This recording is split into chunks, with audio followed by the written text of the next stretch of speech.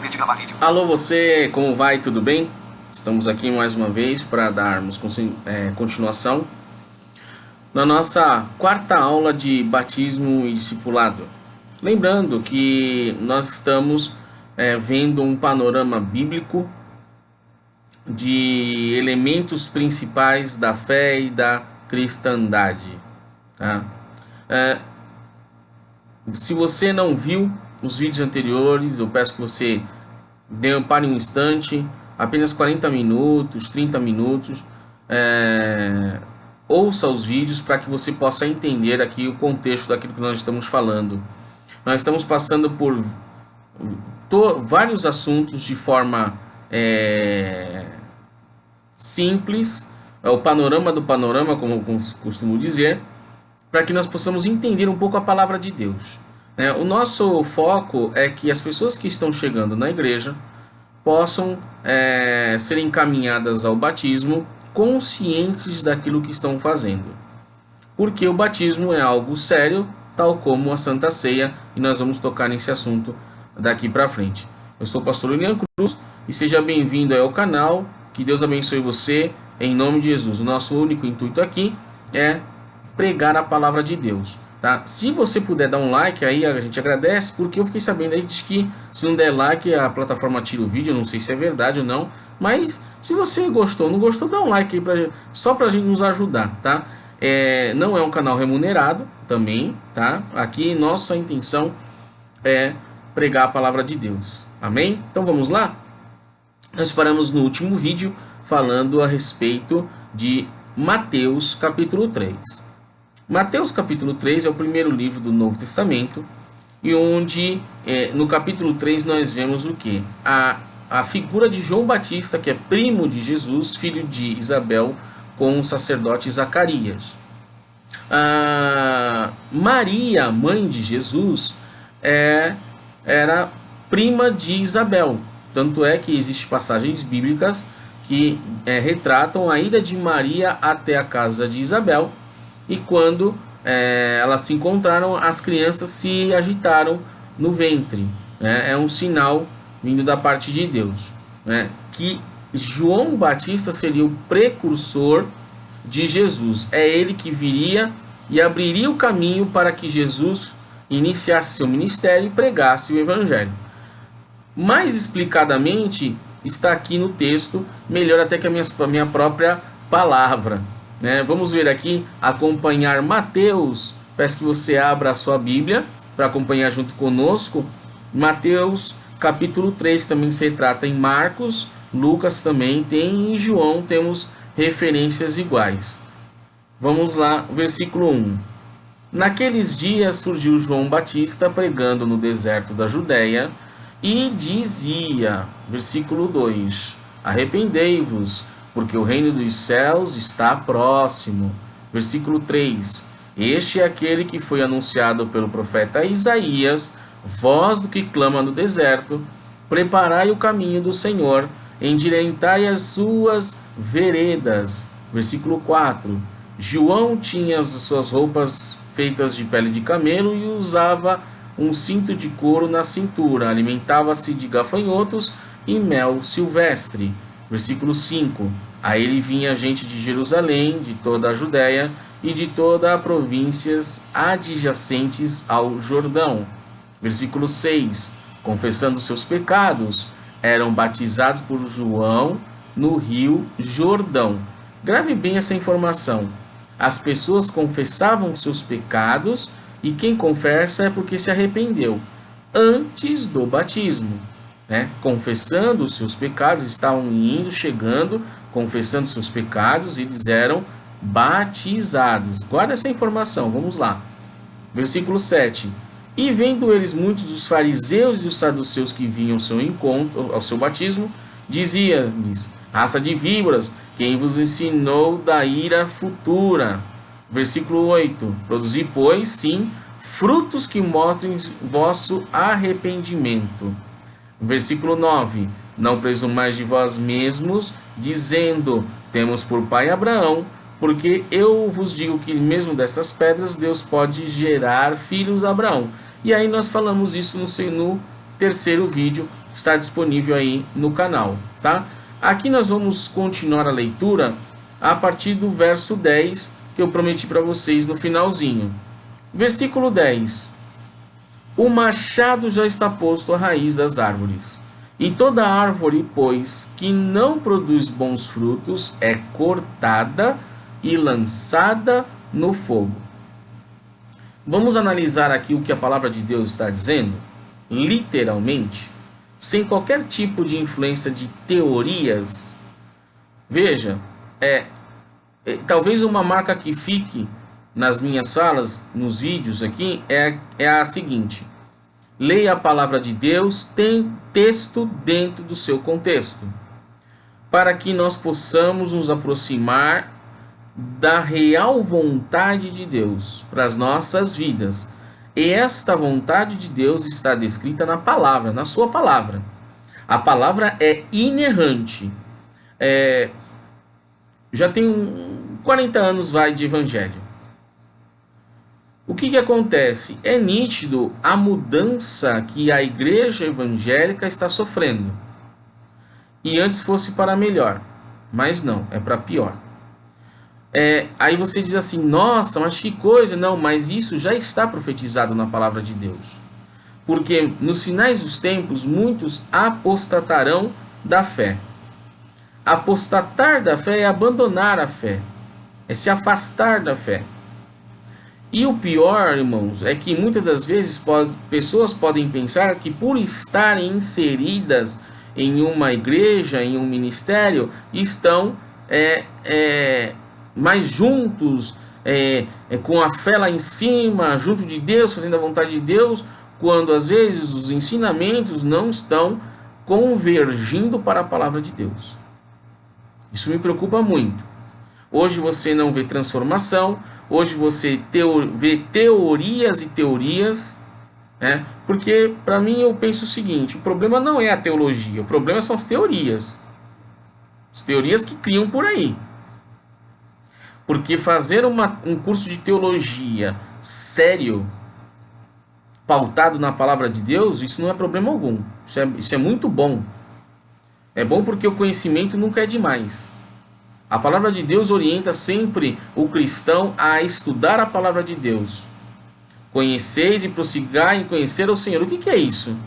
É você estudar a palavra, você se aprofundar. E a palavra também de Deus diz que sabe aquele que procura entender a palavra de Deus.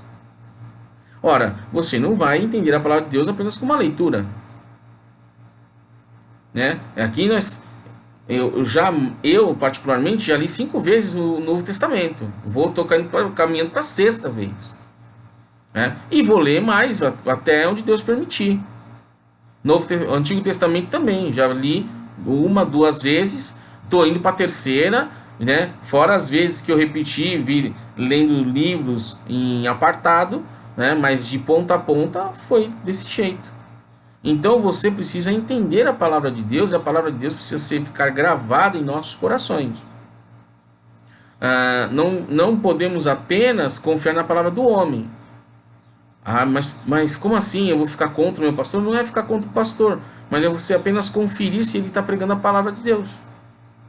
A palavra de Deus, ela tem exemplos que nos dão sustento para afirmar isso.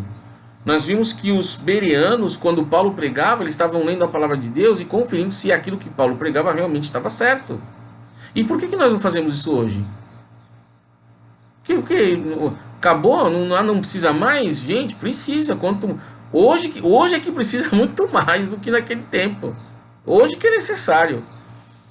E aí eu quero falar para vocês a respeito do versículo 10 em diante, de Mateus, que também causa muita divergência.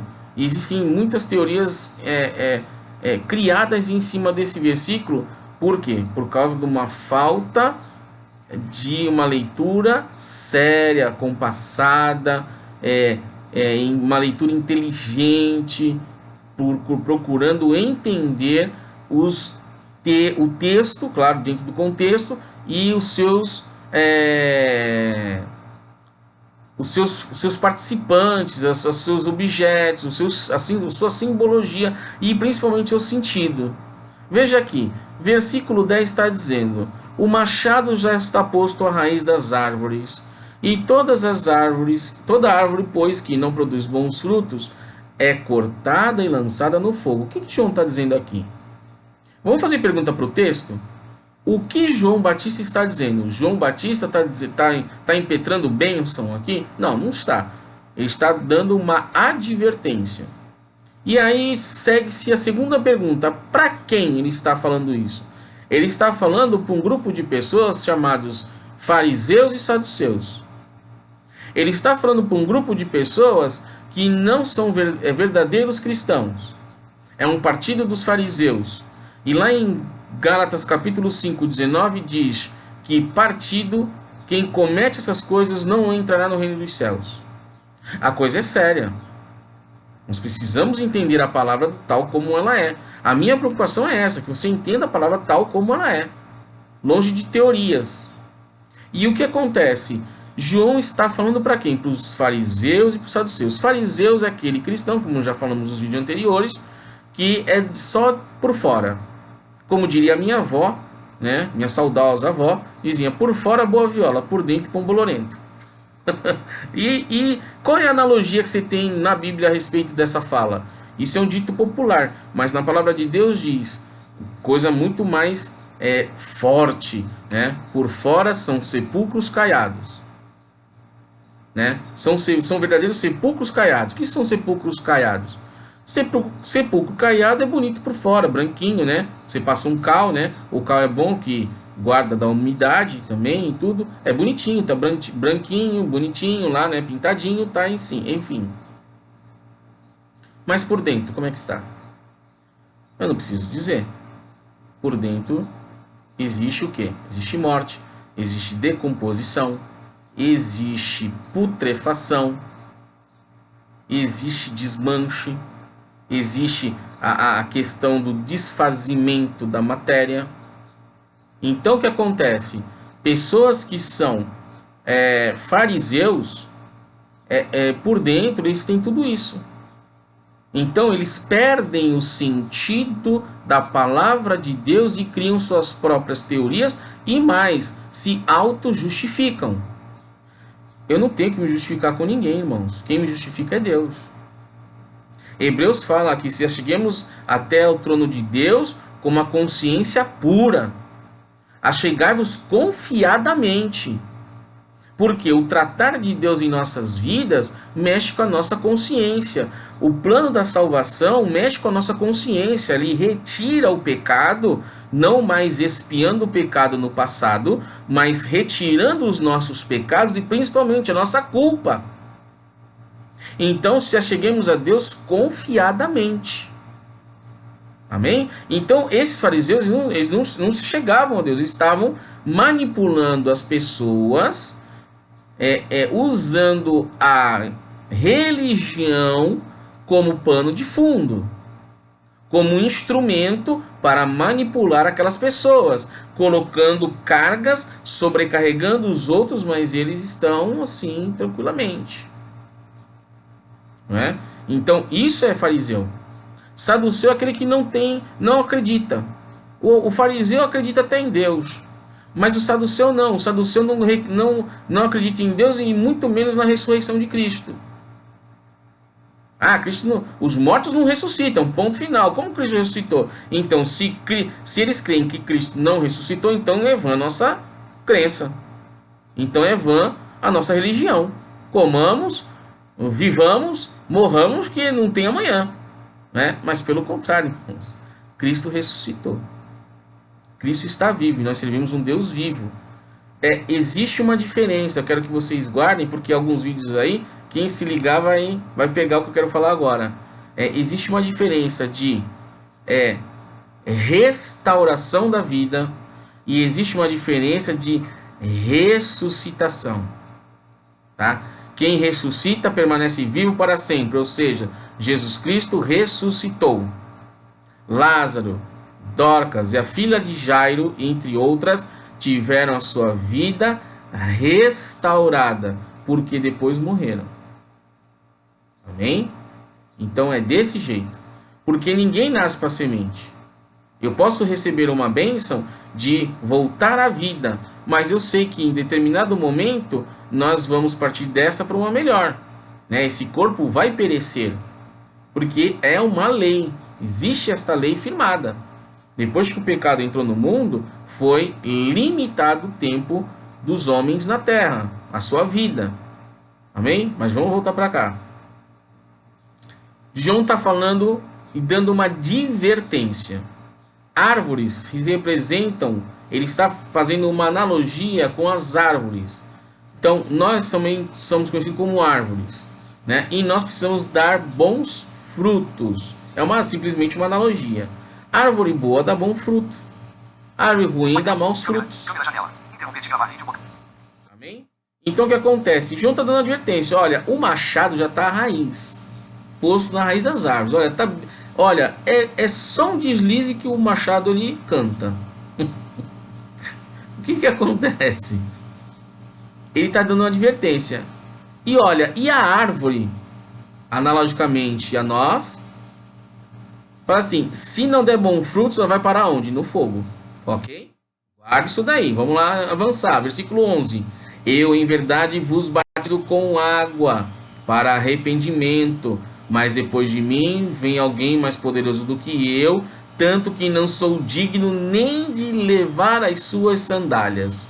Ele vos batizará com o Espírito Santo e com fogo. Legal. Vamos destrinchar esse versículo?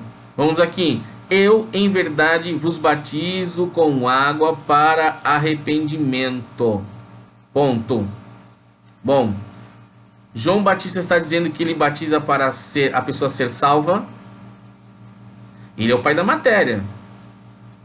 Ele é conhecido como João Batista porque ele batizava. Ele está mencionando aqui que quem vinha aqui batizar já está salvo? Não. Ele está dizendo aqui que eu estou batizando para arrependimento. Mas, pastor, o negócio é o seguinte, está lá em Marcos capítulo 16 assim, quem crer em mim e for batizado será salvo. Porém, aquele que não crer já está condenado. Que batismo é esse? Irmãos, os teólogos são unânimes em dizer que este batismo é o batismo no Espírito Santo. Amém?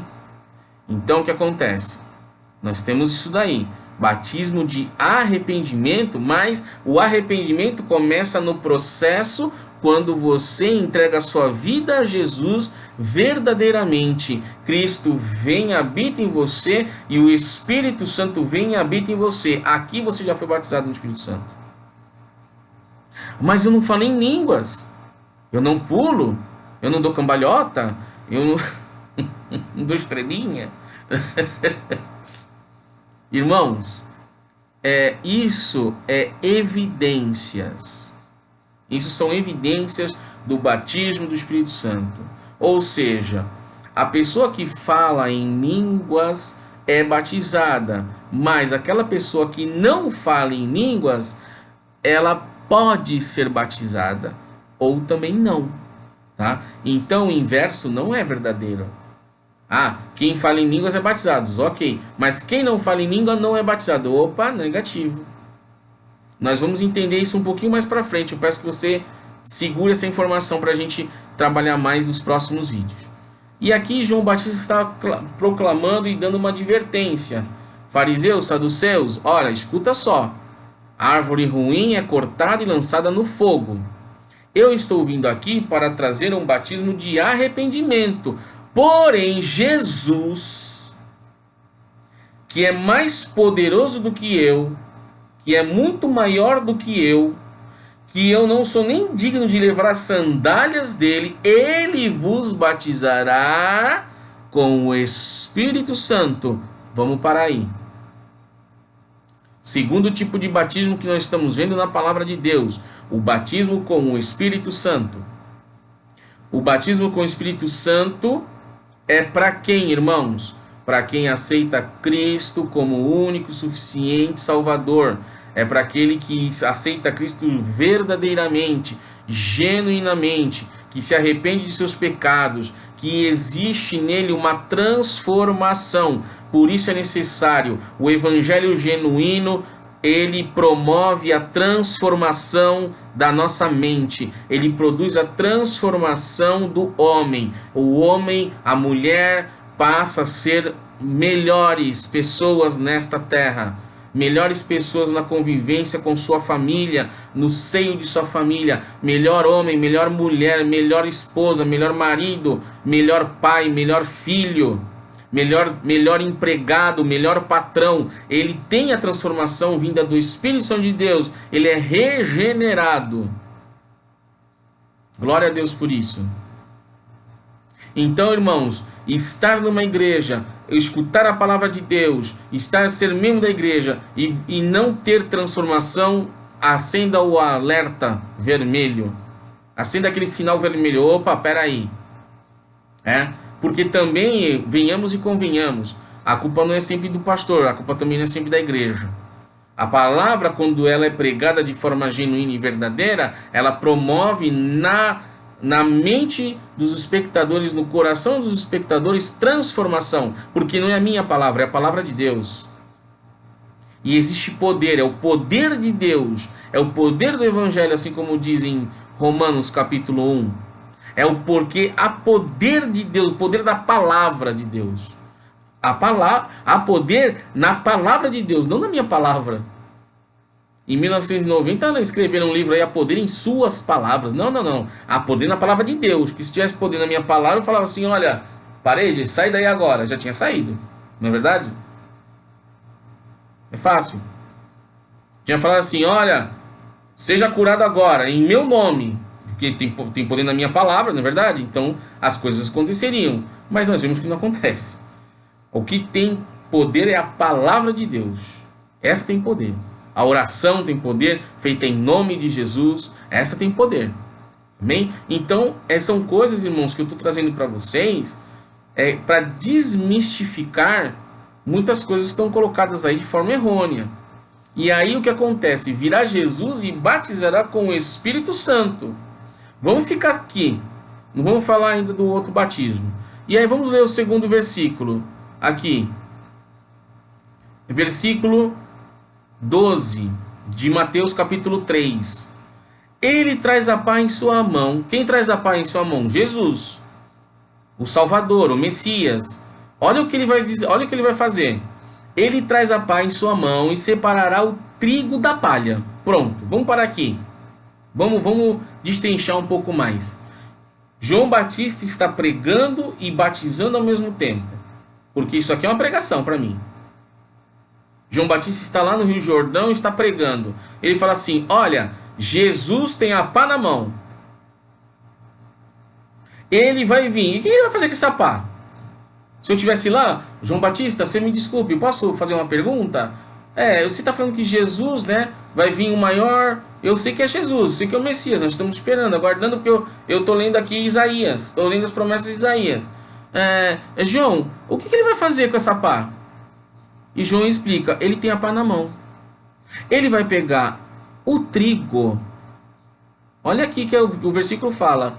Ele traz a pá em sua mão e separará o trigo da palha. Com essa pá, claro, figuradamente, ele vai fazer uma separação. Irmãos, nós estamos nos últimos dias. Você que está sendo batizado, você que está sendo discipulado, eu preciso dizer para você que nós estamos nos últimos dias. Jesus em breve voltará para buscar a sua noiva, que é a igreja. Irmãos, e haverá separação. Não podemos perder isso aqui. Só que tem muito conteúdo. Ele vai fazer separação, porque a palavra de Deus diz, aquele que está limpo, limpe-se cada vez mais. Mas aquele que está sujo, suje-se cada vez mais.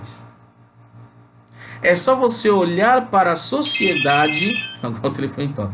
Deixa eu tocar. É só você olhar para a sociedade e você notará o quê? O quanto a sociedade está se afastando dos princípios cristãos. Nós temos leis, né, que são regidas na sociedade, e você vê, em 1916, nós tínhamos um Código Civil. Sabe o que estava dizendo esse Código Civil que vigorou até 2001? Olha, aqui há pouco tempo. 2000. Sabe o que aconteceu? Não reparem para o barulho, deixa eu tocar, irmãos. Sabe o que aconteceu em 2001? Entrou em vigor uma nova lei, que é o novo Código Civil, que já não é mais novo, né? O que acontece? No código anterior, nesta lei que rege a sociedade, o que acontecia? Lá não tinha a palavra divórcio. Lá não havia a palavra divórcio. Então, quando uma pessoa casava-se com outra, havia o casamento, né? E naquela época era o casamento universal, né? Da comunhão universal. O que era do homem era da mulher, o que era da mulher era do homem, independente de qualquer coisa. E não havia a disposição de divórcio. Então você veja que a palavra de Deus, ela estava incutida ainda que implicitamente na lei humana. Nós vemos muitos detalhes bíblicos nas leis. Questão do testamento. É interessantíssimo. E o que acontece? A partir de 2001, 2002, quando entrou em vigor o código, o que acontece? Acontece o que? Agora é o divórcio. E agora, mais fácil ainda, né? Porque não precisa estar diante de um juiz. Você pode ir a um cartório, né? E fazer o divórcio, que o divórcio sai em 3 dias. E olhe lá, hein? Não sai no mesmo dia. Antigamente não havia isso. Havia o desquite. Mas a pessoa ficava atrelada ao casamento. Convergia para a palavra de Deus. Então o que acontece? Cada vez mais haverá essa separação. É só um exemplo para mostrar a separação que vai haver e que já está havendo, das pessoas que servem a Deus e das pessoas que não servem a Deus. É totalmente diferente. Precisa ser diferente. Porque se o amor do mundo está na pessoa, o amor de Deus não está nela. É uma coisa que nós precisamos levar a sério. Aí nós vemos um monte de templos com um monte de coisas mundanas dentro. Porque as pessoas estão chegando a uma seguinte conclusão errada de que eu tenho que ser igual ao mundo para ganhar o mundo. Pelo contrário. Nós precisamos ser diferentes para ganhar o mundo. Nós estamos se igualando. Começaram aí a fazer uma coisa que está entrando nas igrejas. Até evito de comentar aqui. Parede preta, né? Não dá, não tem como, tem que falar. Parede preta, luzes, parece uma balada, tá. Qual a diferença? Você entendeu? Então o que acontece? Não, mas aqui não. A pessoa vem com várias desculpas. Aqui é lugar santificado, a igreja é um lugar santificado. Só que aí eu repito para vocês, existem igrejas e igrejas, tá? Igrejas que pregam a palavra de Deus, há igrejas que pregam teorias e atrás de teorias, né? E aí é moda, modismo, né? Existe uma matéria na apologética chamada modismo pentecostal, principalmente, tá? E aí nós vamos que eu quero falar mais disso nos próximos vídeos. Só para dar um spoilerzinho para você voltar aqui pro canal para assistir, né? Sem querer, querendo, acaba a gente caindo, porque é muito conteúdo que eu falei aqui que tem nesse texto. Então haverá essa separação. Jesus virá e vai separar o trigo da palha. Você entendeu? Até aí tudo bem, maravilha. Então vamos aqui. Ele traz a pá em sua mão e separará o trigo da palha. Recolherá no celeiro o seu trigo. Recolherá o trigo em seu celeiro. Eu pergunto para você, você é trigo ou você é palha? A resposta certa é trigo, eu sou trigo. Amém? Porque Jesus voltará, ele tem a pá na sua mão, ele voltará, ele vai separar trigo da palha. E o trigo tem um destino certo. Qual é? O celeiro de Deus, o tabernáculo de Deus. as regiões, as mansões celestiais. Ponto final, esse é o entendimento. Mas, pastor, você esqueceu do famoso batismo com fogo. Ah, é? Vamos lá. Então agora vamos aqui partir para segundo entendimento, para você entender. Eu, em verdade, vos batizo com água para arrependimento, mas depois de mim vem alguém mais poderoso do que eu, tanto que não sou digno nem de levar as suas sandálias. Ele vos batizará com o Espírito Santo e com fogo. São duas coisas que Jesus pode fazer. Ele tem todo o poder para fazer. 12. Ele traz a pá em sua mão e separará o trigo da palha, batismo com o Espírito Santo. Recolherá o seu trigo no seu celeiro. Ó, batismo com o Espírito Santo. E separará a palha e colocará, jogará no fogo, recolherá no celeiro o seu trigo e queimará a palha no fogo que jamais se apaga. Vamos voltar para entender melhor? Qual é o significado de batismo que está na palavra de Deus? Não é teoria, não é palavra de A, nem B, nem C. É a tradução direto do grego para o português. Baptos. O que é baptos? É submergir, mergulhar. É estar debaixo, baptos, debaixo, submarino, debaixo, baptos. Não tem, é igual o grego koiné, é a tradução direta, baptos. E aí o que acontece? Jesus, em outras palavras, pegando o versículo 11 e 12, Jesus, ele tem poder para pegar o seu trigo, pegar a árvore que dá frutos bons e batizar com o Espírito Santo. Entretanto, a árvore ruim, a palha, ele também tem poder para batizar no fogo. E esse fogo é aquele fogo que jamais se extingue. Isso te lembra alguma coisa? Onde existe fogo que jamais se extingue? Onde? No céu? Não. No inferno. Pois é. Aí que acontece. E Deus está mostrando aqui que vai ter muita resistência depois desse vídeo, vocês verem aí. Mas vamos na palavra? O negócio é ir na palavra. Não é... Desfaça todas as teorias que você já escutou. Que muito provavelmente eu ouço muitas pessoas, e eu já falei isso várias vezes. Uma vez numa aula eu fui contra... Não, sabe? Ficou um clima meio esquisito, mas louvado seja o nome do Senhor. Depois de 2 anos eu vi que a pessoa entendeu aquilo que eu falei. Ficou no coração. A pessoa foi atrás. Vá atrás, irmão. Vai atrás, minha irmã. Vai ler a palavra, ler a palavra.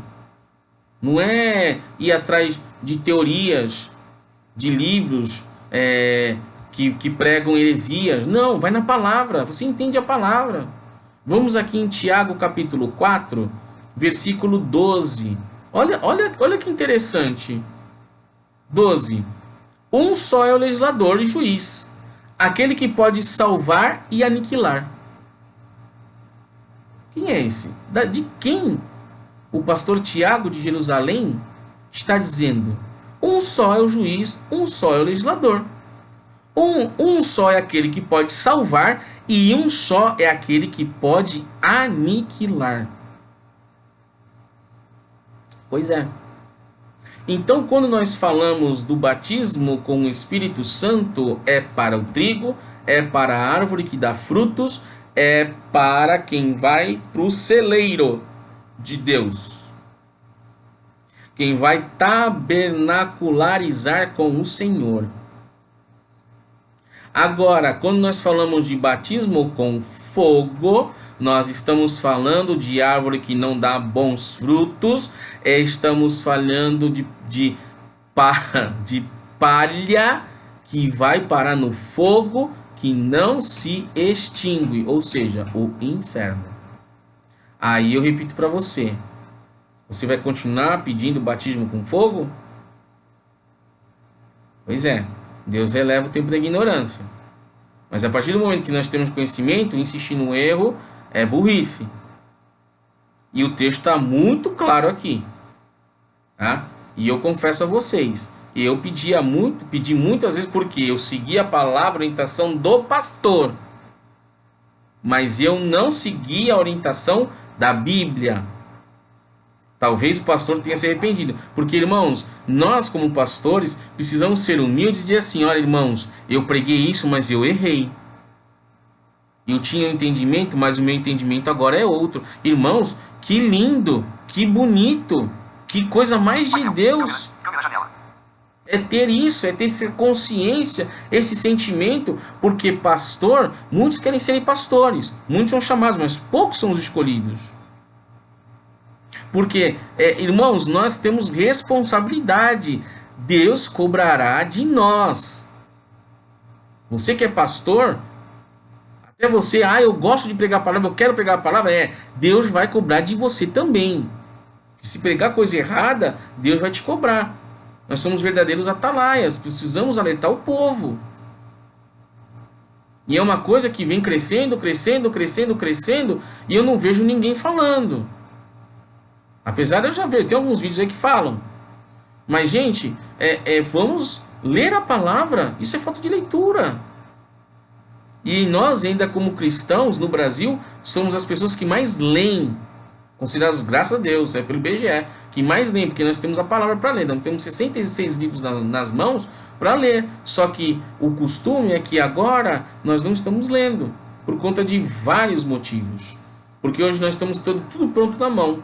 Dá um comando, vai chover hoje? Sim, vai. Quanto que é 2 mais 2? Tá, 4. A tecnologia fala pra gente. Né? Só que a gente precisa ler a palavra. Nós precisamos ter o exemplo, querido irmão, querida irmã, batizando, né? Vocês veem que agora o tema está ficando um pouquinho mais denso, né? O que acontece, querido irmão, querida irmã? Nós precisamos ter sempre em nossos corações o exemplo da igreja primitiva. Sabe? Eu gostei tanto da igrejinha do morro lá do Pataguá, e lá porque lá é uma doutrina excelente, boa. Não, irmãos, a doutrina que você deve seguir é a doutrina bíblica, é a doutrina da igreja primitiva. Então, nós estamos pautados na visão bíblica, nós estamos pautados no texto dentro do contexto. Não existe coisa diferente. Agora, existe, coisas diferentes assim, para a organização da igreja, assim, tá, tudo bem, aí é organização. Mas quanto à palavra de Deus, não, isso aqui é negociável. A palavra de Deus é negociável, a palavra de Deus é inerrante. E esses conceitos estão se esvaziando a cada dia e a igreja está ficando, sabe o quê? Cada vez mais fraca. Cada vez mais fraca. Eu quero terminar, irmãos, porque eu não sei, acho que já o tempo já foi. Eu quero terminar, irmãos, falando uma coisa para vocês bem séria. Existe em Mateus capítulo 25 a parábola das 10 virgens. Tá? Eu tive um entendimento aí, enfim. Vamos colocar aqui. Tá? Primeiro, a gente ouve escutar aqui as virgens são a igreja. Mas será que é a igreja mesmo? A igreja não é noiva? Onde está a noiva? Você vai para a cultura judaica, as virgens são as virgens, mas também tem a noiva. E na passagem ali de Mateus 25, diz que a noiva entra. E 5 virgens também entram. Tá pegando a revelação? Você entendeu? Mas vamos aqui falar do jeito. O que acontece?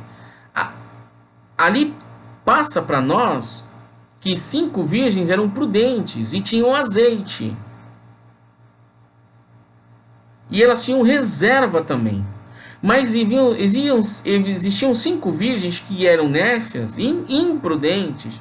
Tinham azeite, mas não tinham o suficiente. E chegou um determinado momento que estas virgens estavam na dependência das outras virgens para ter azeite. E todos nós sabemos que a simbologia do azeite é o Espírito Santo de Deus. Então, gente, você vai ficar na dependência de outras pessoas para ter o Espírito Santo de Deus?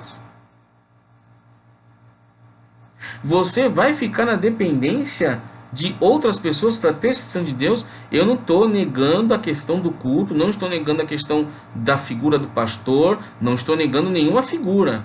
Só que é o seguinte, é bom receber uma palavra do pastor, até eu como pastor eu gosto de receber instrução, amém? Mas eu gosto também, irmãos, de chegar na minha casa, dobrar o joelho, clamar ao Senhor e sentir a presença de Deus, porque Deus me ensinou, de acordo com sua palavra, a buscar Ele no secreto, no quarto. Só que nós estamos vendo um panorama totalmente diferente, onde as pessoas estão ficando cada vez mais dependentes das outras para buscar a presença de Deus. E aí, qual é o resultado disso? Vai ter um momento que a porta vai se fechar, vai ficar um momento que não vai ter mais gente, que nem aqui. Elas dependiam das outras. E aí o que aconteceu? Elas falaram assim, não, nós não vamos dar não. Vá buscar, vá comprar. Você está entendendo? Então isso é uma questão de maturidade espiritual que você, discipulando e batizando, está começando a ter agora, de acordo com os ensinamentos da Sagrada Escritura, de acordo com ensinamentos bíblicos que nós estamos passando para você. Porque uma boa base vai fazer com que você seja um excelente cristão, firmado não em teorias, mas firmado na rocha. A rocha é sólida. Aqueles que confiam no Senhor são como os montes de Sião que não se abalam, mas permanecem para sempre. Firmados na rocha. É até bom, né? Canal Firmados na Rocha. Olha que legal, né? Então, não é verdade, queridos? Então nós precisamos conhecer a verdade do Evangelho para que amanhã nós não sejamos cristãos fracos. E eu até falo para vocês, irmãos, a gente vai continuar muitos vídeos ali pela frente, se Deus assim permitir. Mas tem teorias e interpretações bíblicas que eu acho que a pessoa tem tanto medo que ela entra naquele negócio e às vezes eu até desconfio que ela saiba a verdade.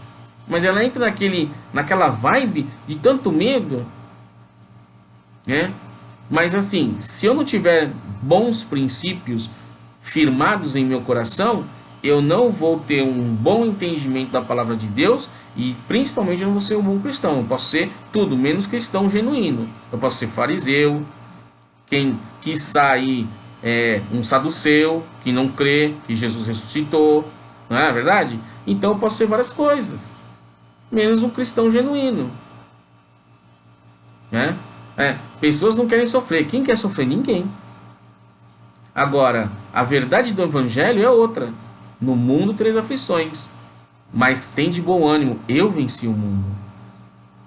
Isso está implícito que também nós venceremos, porque nós somos mais que vencedores em Cristo Jesus.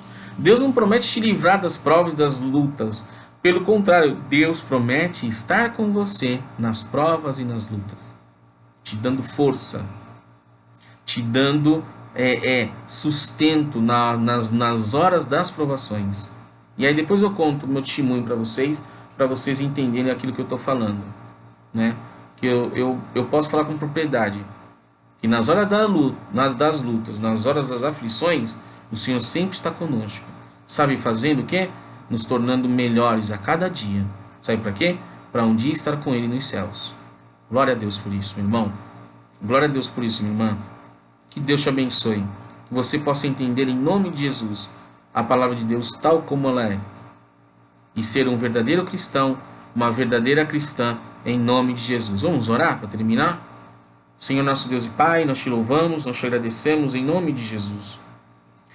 Eu peço, Senhor, que o Senhor inculque a palavra pura e genuína em nossos corações e nas nossas mentes.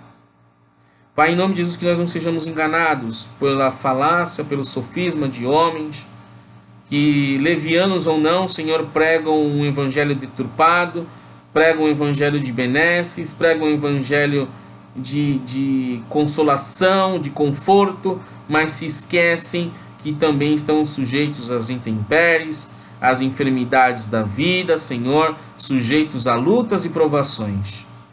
Pai querido, que o evangelho nos dias de hoje seja aceito no todo, não apenas em partes, e que nós nos amoldemos a este evangelho, Senhor, porque é assim que deve ser, e não o evangelho nos amolde a nós, Senhor, para a glória do teu santo nome, porque sabemos, Pai, que tua vinda é próxima, que tu breve voltarás para nos buscar e estarmos contigo para sempre no céu. Assim é o nosso pedido. Uma coisa pedi ao Senhor e a buscarei, que eu possa estar todos os dias na tua casa. Que assim seja, Pai, em minha vida e na vida daqueles que estão assistindo esse vídeo, em nome de Jesus. Amém, amém e amém. Glória a Deus. Fica na paz, meu irmão, fica na paz, minha irmã. Até mais. Paz.